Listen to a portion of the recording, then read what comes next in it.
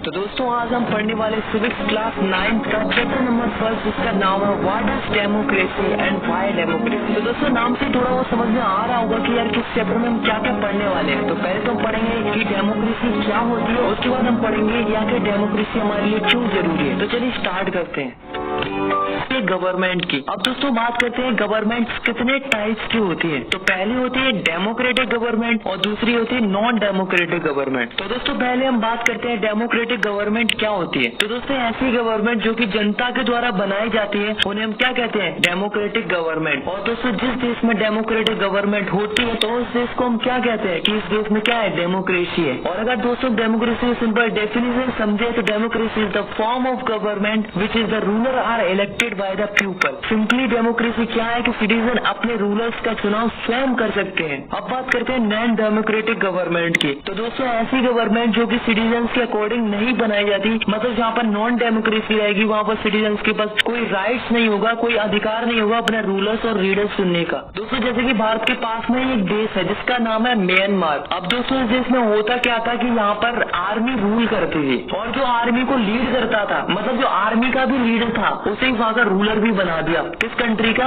Myanmar का। अब दोस्तों ऐसा तो हुआ नहीं होगा कि सिटीजन्स ने इनको वोट दिया हो। तो इसका मतलब क्या हुआ कि यहाँ पर डेमोक्रेसी हुई कि नहीं हुई, नहीं हुई। सिमिलरली एक और कंट्री जिसका नाम है चिली। अब चिली में क्या होता है कि इसमें भी एक डिक्टेटर था जिसका नाम था बिनोजी। तो दोस्तों इसको भी लोगों ने इलेक्ट नहीं किया था। तो दोस्तों ये किसका एग्जाम्पल हुआ, ये भी नॉन डेमोक्रेटिक गवर्नमेंट का एग्जाम्पल हुआ। दोस्तों आपने कई बार ऐसी स्टोरीज तो जरूर सुनी होगी जिसमें एक राजा होता था, जब राजा बूढ़ा हो जाता था या फिर राजा की डेथ हो जाती थी तब जो राजा का प्रिंस होता था उसे ही वहाँ का राजा बना दिया जाता था। और दोस्तों इस सिस्टम को क्या बोलते हैं, मोनार्की सिस्टम। और दोस्तों यही सिस्टम सऊदी अरेबिया के अंदर भी अपनाया जाता है। अब सऊदी अरेबिया में होता क्या है कि सऊदी अरेबिया में किंग रूल करते हैं। अब जब किंग रूल करते हैं तो इसका मतलब ये तो नहीं है कि उनको सिटीजन से वोट देकर किंग बनाया हो। तो दोस्तों ऐसा नहीं है, बल्कि वो तो इसलिए रूल करते हैं क्योंकि उन्होंने एक रॉयल फैमिली में जन्म लिया है। तो क्या ये मोनार्की सिस्टम डेमोक्रेटिक है, नहीं है, क्योंकि यहाँ पर किसी के पास कोई ऑप्शन ही नहीं है अपना रूलर चुनने का। तो गाइस डेमोक्रेसी क्या होती है, जिसमें लोग अपने लीडर्स का स्वयं चुनाव कर सकते हैं। और नॉन डेमोक्रेसी क्या होती है, जिसमें किसी के पास कोई राइट नहीं होता अपना रूलर चुनने का।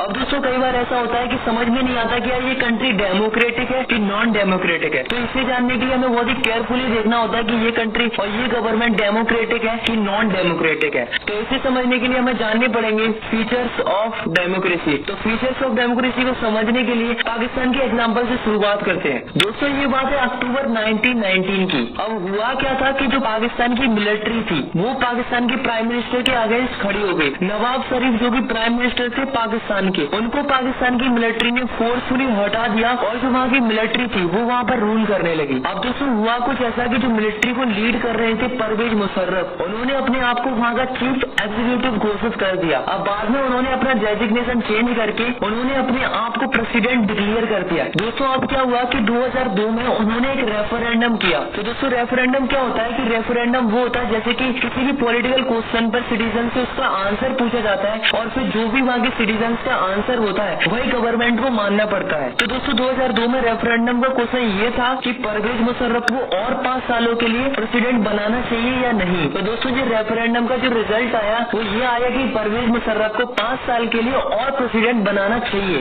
अब दोस्तों हुआ कुछ ऐसा कि कुछ लोगों को जैसे कि पाकिस्तान की media, human right activist, democratic activist को ये लगने लगा कि ये जो रेफरेंडम हुआ है वो लीगल तरीके से नहीं हुआ है, मतलब कुछ ना कुछ गड़बड़ तो जरूर की गई है। दोस्तों जब परवेज मुशर्रफ को इस बात का पता चला तो उन्होंने अगस्त 2002 में लीगल फ्रेमवर्क इश्यू कर दिया जिससे उसने पाकिस्तान के कॉन्स्टिट्यूशन को ही चेंज कर दिया। अब दोस्तों इस ऑर्डर के अकॉर्डिंग प्रेसिडेंट के पास पावर थी कि वो national assembly and state assembly को डिसमिस कर सकता था। और दोस्तों जो national assembly and state assembly के जो सिविलियन कैबिनेट थे उनके काम को कौन कंट्रोल करती थी, नेशनल सिक्योरिटी काउंसिल। यानी कि अपन दूसरे शब्दों में कह सकते हैं कि जो पाकिस्तान की मिलिट्री थी वही इन कैबिनेट के लीडर्स को कंट्रोल करती थी। अब दोस्तों पाकिस्तान में चल क्या रहा था कि जो पाकिस्तान के लोग थे वो नेशनल असेंबली और स्टेट असेंबली में वोट तो करते थे और जो जीतता था वो किनके कंट्रोल में आता था, मिलिट्री के कंट्रोल में। और मैंने अभी बताया पाकिस्तान की पूरी मिलिट्री किसके कंट्रोल में आती थी, परवेज मुशर्रफ के कंट्रोल में। अब दोस्तों ऐसा नहीं है कि नेशनल असेंबली और स्टेट असेंबली के पास बिल्कुल भी पावर नहीं थी, बल्कि थोड़ी बहुत पावर तो थी, मगर रियल पावर किसके पास पास थी? परवेज मुशर्रफ के पास थी।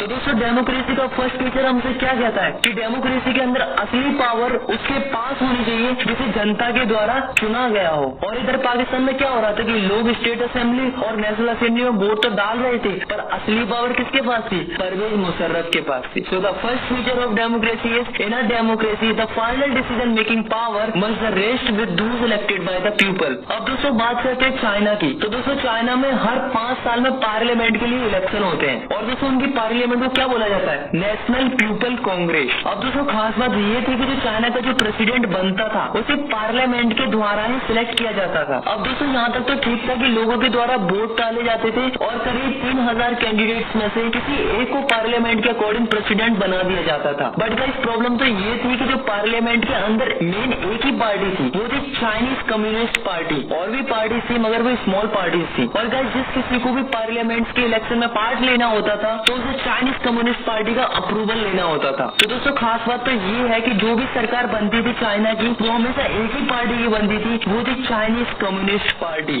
अब आप खुद ही सोचो अगर एक ही पार्टी की सरकार हमेशा बनेगी तो क्या होगा? छोटी पार्टी और नई पार्टी को चांस नहीं मिलेगा और ना ही कैंडिडेट्स के पास चॉइस होगी और ना ही सिटीजन्स के पास। अब आप एक और एग्जाम्पल को देखो जिससे आपको बिल्कुल क्लियर हो जाएगा कि डेमोक्रेसी का सेकंड फीचर क्या है। तो दोस्तों ये एग्जाम्पल है मैक्सिको का। तो दोस्तों मैक्सिको में होता क्या था कि वहाँ पे हर 6 साल में प्रेसिडेंट के लिए इलेक्शन होते थे और दोस्तों वहाँ पर कभी भी मिलिट्री ने और डिक्टेटर ने रूल नहीं किया था। वहाँ पर इलेक्शन होते और जो जीतता उसे वहाँ का प्रेसिडेंट बना दिया जाता था। मगर दोस्तों हैरानी की बात तो ये थी कि 1930 से जब से मैक्सिको आजाद हुआ था तब से 2000 तक इलेक्शन एक ही पार्टी ने जीते हैं जिसका नाम था PRI यानी कि इंस्टीट्यूशनल रिवोल्यूशनरी पार्टी। और भाई जब एक ही पार्टी सारे इलेक्शन जीतेगी तो इस डर के कारण कुछ पार्टी से इलेक्शन लड़ती भी नहीं थी और जो लड़ती थी वो कभी जीत नहीं पाती थी। अब दोस्तों आखिर ऐसा क्यों हो रहा था? तो दोस्तों ऐसा इसलिए हो रहा था क्योंकि जो PRI जो पार्टी थी वो जीतने के लिए किसी भी हद तक चली जाती थी और कई सारे डर्टी ट्रिक्स का इस्तेमाल करती थी इलेक्शन को जीतने के लिए। जैसे कि जो भी गवर्नमेंट ऑफिसर्स होते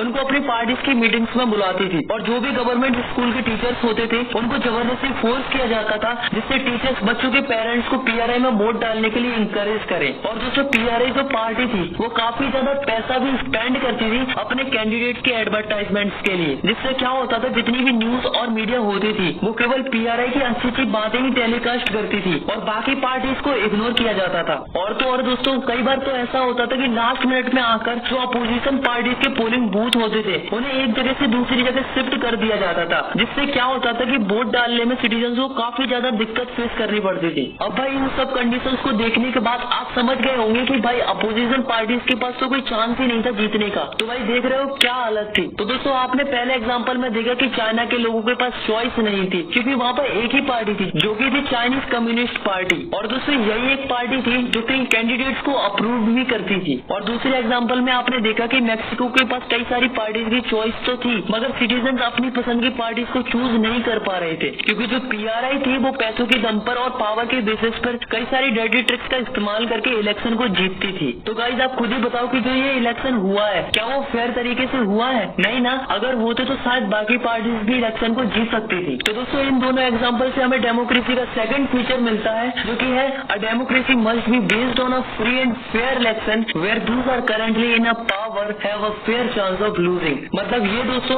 हम अपनी कंट्री को डेमोक्रेटिक तभी कह सकते हैं जब हमारे इलेक्शन फ्री एंड फेयर हो। मतलब अगर सिंपल शब्दों में कहें तो इलेक्शन फ्री होने चाहिए और हॉनेस्टली होने चाहिए जिसमें हारने और जीतने की प्रोबेबिलिटी बराबर होनी चाहिए। ऐसा नहीं होना चाहिए कि एक ही पार्टी मिसलीड करके हमेशा जीतती रहे और दूसरी पार्टी को मौका ही ना मिले। तो इलेक्शन फ्री एंड फेयर होने चाहिए। तो दोस्तों अब समझते हैं थर्ड फीचर ऑफ डेमोक्रेसी। तो दोस्तों इसे समझाने के लिए मैं आपको कुछ कंट्रीज के एग्जाम्पल देता हूँ। तो दोस्तों उस कंट्री का नाम है सऊदी अरेबिया जिसे आप अच्छे से जानते हैं। अब दोस्तों इस कंट्री में होता क्या था कि 2015 से पहले सऊदी अरेबिया की किसी भी वुमेन को वोट डालने का अधिकार ही नहीं था। ऐसे ही एक और कंट्री और है जिसका नाम है एस्टोनिया। तो एस्टोनिया में क्या होता है कि एस्टोनिया में सिटीजन रूल ऐसे बनाए गए हैं कि जो रशियन माइनॉरिटी है उसे डिफिकल्टी फेस करनी पड़ती थी वोट डालने में। दोस्तों ऐसे ही एक और कंट्री है जिसका नाम है फिजी। फिजी में ऐसा इलेक्टोरल सिस्टम है कि वहाँ के जो इंडिजीनियस फिजी है उनकी जो वोट वैल्यू होगी वो इंडियन फिजी के कंपैरिजन में काफी ज्यादा होगी। जैसे कि एग्जांपल के तौर पे आप मान लो कि दो कैंडिडेट है, पहला है राम और दूसरा है श्याम। अब मान लो राम को मिले हैं 2000 वोट और दूसरी ओर श्याम को मिले हैं 2001 वोट। अब आपके हिसाब से किसको जीतना चाहिए? श्याम को। लेकिन जीतता कौन है? राम, क्योंकि उसे जो वोट मिले थे वो इंडिजीनियस फिजी के मिले थे। और मैंने अभी बताया कि जो इंडिजीनियस फिजी की जो वोट वैल्यू है वो इंडियन फिजी के कंपेरिजन में काफी ज्यादा है। तो गाइस आप ही बताओ कि ये गलत है कि नहीं है? गलत है। तो दोस्तों यहाँ से हमें थर्ड फीचर ऑफ डेमोक्रेसी मिलता है, जो कि है in a democracy each adult citizen must have a one vote and each vote must have one value. मतलब डेमोक्रेसी के अंदर एवरी अडल्ट सिटीजन के पास अपना एक वोट है और उस वोट की एक वैल्यू है। ऐसा नहीं है कि कोई रिचेस्ट पर्सन की वोट की वैल्यू पुअर पर्सन के वोट की वैल्यू से ज्यादा हो। इंसान चाहे अमीर हो या गरीब हो और चाहे मेल हो या फीमेल हो, उनके वोट की वैल्यू इक्वल रहेगी और सारे सिटीजन को राइट होना चाहिए इक्वली वोट डालने का। तो गाइस अब बढ़ते हैं डेमोक्रेसी के लास्ट फीचर की ओर, जो कि फोर्थ फीचर ऑफ डेमोक्रेसी। तो दोस्तों इसे समझने के लिए हमें जिम्बाब्वे कंट्री की कहानी सुननी पड़ेगी। तो चलिए दोस्तों जानते हैं आखिर ऐसा क्या हुआ जिम्बाब्वे में। तो दोस्तों जो जिम्बाब्वे था वो ब्रिटेन की कॉलोनी थी और जो जिम्बाब्वे के लोग थे उनके ऊपर व्हाइट माइनॉरिटी रूल करती थी। मतलब जो ब्रिटेन के जो गोरे लोग थे वो जिम्बाब्वे के सिटीजन पर रूल करते थे। दोस्तों 1980 एक ऐसी ईयर थी जब जिम्बाब्वे को इन व्हाइट माइनॉरिटी से आजादी मिली थी। मतलब 1980 को जिम्बाब्वे इंडिपेंडेंट हो चुका था। और दोस्तों जब से देश आजाद हुआ है तब से एक ही पार्टी ने जिम्बाब्वे पर रूल किया है, जिसका नाम है ZANU-PF। दोस्तों इस पार्टी ने जिम्बाब्वे की आजादी में अहम भूमिका निभाई थी। दोस्तों तब से ये देश आजाद हुआ है तब से एक ही लीडर रूल करता आ रहा है, जिसका नाम है रॉबर्ट मुगाबे, जो कि काफी ज्यादा पॉपुलर था। लेकिन ये इलेक्शन को फेयर तरीके से नहीं लड़ता था, बल्कि काफी सारी अनफेयर प्रैक्टिसेस का इस्तेमाल करता था इलेक्शन को जीतने के लिए। जैसे कि जो रॉबर्ट मुगाबे था उसने कई बार कॉन्स्टिट्यूशन में चेंजेस लाए, क्योंकि वो चाहता था कि मेरे पास ज्यादा से ज्यादा पावर आ जाए। और दोस्तों जो अदर पार्टीज के कैंडिडेट्स होते थे उनको हरेस किया जाता था और दोस्तों उनकी जो मीटिंग्स होती थी उनको भी डिस्टर्ब किया जाता था। दोस्तों अगर सिटीजन गवर्नमेंट के अगेंस्ट खड़े होकर प्रोटेस्ट करे तो उसे भी इलीगल माना जाता था। और दोस्तों जितनी भी जिम्बाब्वे की न्यूज एंड मीडिया थी उसे भी जिम्बाब्वे की गवर्नमेंट ने कंट्रोल करके रखा था। अब जो भी न्यूज दिखाई जाती थी वो गवर्नमेंट के फेवर में ही आती थी और गवर्नमेंट जैसा चाहती थी वैसा ही होता था। और तो और दोस्तों अगर कोर्ट भी गवर्नमेंट के अगेंस्ट को जजमेंट देता था तो गवर्नमेंट उसे इग्नोर करती थी और जो जज होते थे उनके ऊपर भी प्रेशर डाला जाता था। मतलब जिम्बाब्वे में कोर्ट की कोई वैल्यू ही नहीं थी। पर भाई ऐसा कब तक चलता? फाइनली 2017 में रॉबर्ट मुगाबे को रिजाइन करवा दिया गया। तो दोस्तों इससे हमें क्या पता चलता है कि किसी भी लीडर का पॉपुलर होना डेमोक्रेसी नहीं है, बल्कि इलेक्शन के साथ साथ हमें ये भी देखना होगा कि इलेक्शन से पहले और बाद में कंट्री में क्या हो रहा है। दोस्तों इलेक्शन से पहले ये जरूरी है कि नॉर्मल पॉलिटिकल एक्टिविटी हो रही हो और अपोजिशन पार्टीज को भी बोलने का राइट हो और साथ में सिटीजन के बेसिक राइट्स को भी ध्यान में रखना चाहिए, जैसे कि प्रोटेस्ट करने का राइट, अपने ओपिनियन रखने का राइट, एसोसिएशन बनाने का राइट और कानून के आगे सब बराबर होने चाहिए। और दोस्तों कानून का पालन अच्छे से हो रहा है कि नहीं इसकी जिम्मेदारी किसकी होनी चाहिए? एक independent and well trained judiciary की, जिसकी बात सबको माननी चाहिए। सिमिलरली इलेक्शन के बाद जरूरी है कि भले ही किसी पॉलिटिकल पार्टी ने इलेक्शन को जीत लिया हो तो इसका मतलब ये नहीं है कि वो पार्टी अपनी मनमर्जी करेगी, बल्कि कुछ बेसिक चीजें होती हैं जिसके बारे में उनको सोचना पड़ता है। जैसे कि जो माइनॉरिटीज होती है उनके राइट्स होने चाहिए। ऐसा नहीं होना चाहिए कि कोई भी पॉलिटिकल लीडर अपनी मनमर्जी से कोई भी डिसीजन ले, बल्कि जो भी डिसीजन लिया जाएगा वो कई लीडर्स के साथ डिस्कस करके और कंडीशंस के हिसाब से लिया जाएगा। मतलब डिसीजन लेने से पहले प्रॉपर वे में कंसल्ट करके ही कोई पॉलिटिकल लीडर डिसीजन दे सकता है। तो दोस्तों इससे हमें डेमोक्रेसी का फोर्थ फीचर मिलता है, जो कि है a democratic government rules within limit sets by constitutional law and citizens rights. यानी कि गवर्नमेंट को अपने मन से नहीं बल्कि जो कॉन्स्टिट्यूशन लॉ होते हैं और जो सिटीजंस के राइट्स होते हैं इनको ध्यान में रख के डिसीजन लेने चाहिए। तो दोस्तों अभी तक अपन ने इस चैप्टर से क्या पढ़ा कि डेमोक्रेसी क्या है और साथ में हमने डेमोक्रेसी के 4 फीचर्स को भी देखा। तो दोस्तों इन सबको देखने के बाद आपको ये लगने लगा होगा कि डेमोक्रेसी तो बेस्ट फॉर्म ऑफ गवर्नमेंट है, तो इसका मतलब तो सबको डेमोक्रेटिक गवर्नमेंट ही बनानी चाहिए। आपका कहना सही है, लेकिन हर एक अच्छी चीज पूरी तरीके से अच्छी नहीं होती है, कुछ ना कुछ कमियां तो जरूर होती है। ठीक उसी प्रकार से डेमोक्रेसी के अंदर भी कुछ कमियां हैं। तो चलिए जानते हैं कि ऐसे कौन कौन से डीमेरिट्स हैं डेमोक्रेसी के। तो the next topic is arguments against democracy.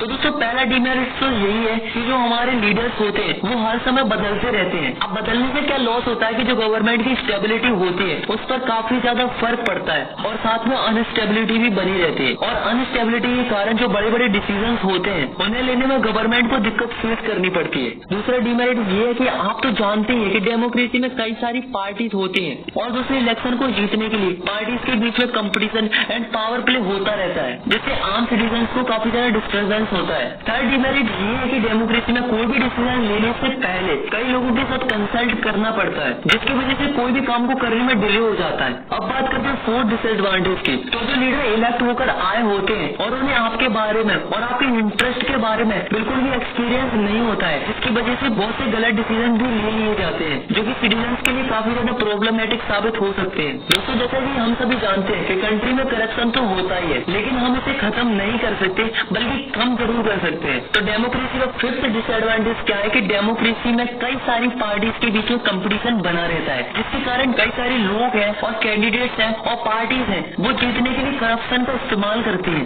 और जो लास्ट डिसएडवांटेज बचता है वो है कि जो ऑर्डिनरी पीपल होते हैं उन्हें ज्यादा नॉलेज नहीं होती है डेमोक्रेसी की। उन्हें पता नहीं होता कि कौन सा लीडर हमारे लिए अच्छा होगा और कौन सा बुरा होगा। इस चक्कर में कुछ लोग गलत लीडर्स को चूज कर लेते हैं, जिस वजह से बाकी लोगों को भी लॉस होता है। दोस्तों, कई सालों पहले ऐसा नहीं होता था। पहले क्या होता था, वोट डालने का अधिकार उन्हीं लोगों को होता था जो कि वेल एजुकेटेड होते थे और उनमें समझ होती थी कि कौन सा लीडर हमारे लिए सही है और अच्छा है। और दोस्तों, प्रेजेंट टाइम में हमारी डेमोक्रेसी राइट टू इक्वालिटी को फॉलो करती है और करना भी चाहिए, क्योंकि वोट डालने का अधिकार सबको मिलना चाहिए। फिर भी ये हमारे लिए एक डिसएडवांटेज तो है ही। आई होप आपको ये डेमोक्रेसी के 6 डिसएडवांटेज या फिर अपन कह सकते हैं आर्ग्यूमेंट्स या फिर ये भी कह सकते हैं डीमेरिट समझ में आ गए होंगे। तो दोस्तों, ऐसा नहीं है कि डेमोक्रेसी के पास कोई मैजिकल पावर है कि वो सारी कंट्री की प्रॉब्लम को सॉल्व कर सके। तो क्या फिर कोई और ऐसी गवर्नमेंट है जो कि डेमोक्रेसी से बेटर है, जो हम चूज कर सकते हैं अपनी कंट्री के लिए? तो चलिए देखते हैं क्या कोई ऐसी गवर्नमेंट है जो कि डेमोक्रेटिक गवर्नमेंट से भी अच्छी हो सकती है। और साथ में हम ये भी जानेंगे कि डेमोक्रेसी के होने से क्या क्या एडवांटेज मिलते हैं। तो दोस्तों, एक बार हुआ क्या कि चाइना में 1958 से लेकर 1961 तक एक ऐसा भयानक अकाल पड़ा जो कि एक वर्ल्ड रिकॉर्ड था। चाइना के लगभग 3 करोड़ लोग इस अकाल के दौरान मारे गए थे। और दूसरी ओर इंडिया की भी इकोनॉमिकल कंडीशन इतनी अच्छी नहीं थी कि वो भी इस अकाल का सामना कर सके, लेकिन इंडिया में ऐसी फेमाइन देखने को नहीं मिली। दोस्तों, इकोनॉमिस्ट का कहना है कि जो ये फेमाइन टाइप की सिचुएशन अगर किसी कंट्रीज में आती है तो इसकी जिम्मेदार काफी ज्यादा गवर्नमेंट ही होती है। जैसे कि आप खुद ही देखो, इंडिया में ऐसी कंडीशन देखने को क्यों नहीं मिली? क्योंकि इंडिया के पास डेमोक्रेसी थी और एक डेमोक्रेटिक कंट्री के ऊपर काफी ज्यादा प्रेशर होता है अपोजिशन पार्टीज का और मीडिया का, जिसकी वजह से इंडिया की गवर्नमेंट ने फूड सिक्योरिटी को टाइम पर रिस्पॉन्ड किया, जिस वजह से इंडिया को इस टाइप की सिचुएशन देखने को नहीं मिली। और दूसरी चाइना में क्या हुआ कि चाइना में सिंगल पार्टी सिस्टम था। अगर वहाँ पर मल्टी पार्टी सिस्टम होता तो शायद ये अपोजिशन पार्टीज और मीडिया गवर्नमेंट को क्रिटिसाइड कर सकती थी और शायद उनके प्रेशर के कारण चाइनीज गवर्नमेंट फूड सिक्योरिटी को इतनी लाइटली नहीं लेती और फूड सिक्योरिटी को टाइम पर रिस्पॉन्ड करती, जिससे क्या हो सकता था कि करोड़ों लोगों की जान बच सकती थी। तो ये पॉजिटिव एडवांटेज है डेमोक्रेसी का, that is a democratic government is a better government because it is a more accountable form of government. और दोस्तों, एक और अच्छी बात है डेमोक्रेसी की, भले ही डिसीजन मेकिंग में टाइम लगता है क्योंकि इतने सारे लोगों से कंसल्ट करना होता है और सबकी बात सुनी जाती है, इसलिए जो भी प्रॉब्लम होती है उसके बारे में सब लोग डिस्कस करते हैं ताकि फाइनली एक अच्छा डिसीजन सिटीजन के लिए ले सके। It means democracy improve the quality of decision making. और इसी से हमें डेमोक्रेसी का थर्ड एडवांटेज मिलता है जो कि democracy provide the method to deal with the differences and conflicts. Guys, एक बात तो हम सभी जानते हैं कि सोसाइटी में अलग अलग प्रकार के लोग रहते हैं और हम ये भी जानते हैं कि उनके ओपिनियन भी अलग अलग होते हैं, जिससे उन दोनों के बीच में कॉन्फ्लिक्ट होना आम बात है। अब मान लो कहीं ऐसा हो जाए कि जो पावरफुल है उसका ही ओपिनियन सुना जाएगा और जो कमजोर है उसका ओपिनियन नहीं सुना जाएगा, तो क्या होगा? तो ये होगा कि कोई हैप्पी नहीं रहेगा और ऐसा करने से लोग बहुत टाइम तक एक दूसरे के साथ नहीं रह पाएंगे। तो दोस्तों, डेमोक्रेसी अच्छी है क्योंकि डेमोक्रेसी में कोई परमानेंट लूजर नहीं होता और ना ही कोई परमानेंट विनर होता है। यहाँ सब अपने अपने ओपिनियन रख सकते हैं और सबके ओपिनियन मैटर करते हैं। तो ये तो बात हुई गवर्नमेंट की और सोसाइटी की। तो दोस्तों, सबसे ज्यादा जो फायदा होता है वो हम जैसे नॉर्मल पर्सन को ही होता है, मतलब जो नॉर्मल सोसाइटी में लोग रहते हैं उनको ही सबसे ज्यादा फायदा होता है, because the democracy enhance the dignity of citizen. क्योंकि अगर हम पॉलिटिकल इक्वालिटी की बात करें तो जब हम अपना रूलर सुनते हैं तो सब इक्वल होते हैं, चाहे कोई जितना भी अमीर हो और चाहे वो कितना भी गरीब हो और चाहे कोई जितना भी पढ़ा लिखा हो और चाहे कोई कितना भी अनपढ़ ही क्यों ना हो, सबके पास ताकत है अपना खुद से एक रूलर चुनने की। तो फाइनली हमें क्या पता चलता है? Democracy is the better than other form of government because it allow us to correct its own mistakes. अच्छा आप ही बताओ, कोई भी कंट्री को रूल करने में मिस्टेक्स तो जरूर होंगी, चाहे वो कितनी अच्छी गवर्नमेंट ही क्यों ना हो, तो मिस्टेक्स तो गवर्नमेंट से होगी ही होगी। मगर डेमोक्रेसी की खास बात यह है कि डेमोक्रेसी में किसी भी गवर्नमेंट की मिस्टेक्स को छुपाया नहीं जा सकता है, क्योंकि डेमोक्रेसी में मीडिया के पास फ्रीडम होती है और साथ में अपोजिशन लीडर्स भी खुल के गवर्नमेंट को क्रिटिसाइज कर सके। तो ऐसे में रूलर्स को अपना डिसीजन चेंज करना पड़ेगा, नहीं तो सिटीजन रूलर को ही चेंज कर देंगे। अब अगर दोस्तों आप ये सब चीजें नॉन डेमोक्रेटिक गवर्नमेंट से एक्सपेक्ट कर रहे हो, तो नॉन डेमोक्रेटिक कंट्री में ये सब चीजें तो पॉसिबल हो ही नहीं सकती। ऐसे में डेमोक्रेसी के पास हर एक समस्या का सॉल्यूशन होगा, ऐसा पॉसिबल नहीं है। अगर हम डेमोक्रेसी को अदर फॉर्म ऑफ गवर्नमेंट से कंपेयर करें तो हमें पता चलता है कि हमारे लिए डेमोक्रेसी ही बेस्ट है। So is the democracy is the best form of government. So guys हमें इस बात के लिए प्राउड फील करना चाहिए कि हमारी जो इंडिया है वो एक डेमोक्रेटिक कंट्री है। आई होप आपको ये चैप्टर समझ में आ गया होगा। तो दोस्तों अगर आपको ये वीडियो पसंद आई तो यार वीडियो को लाइक करो और चैनल को सब्सक्राइब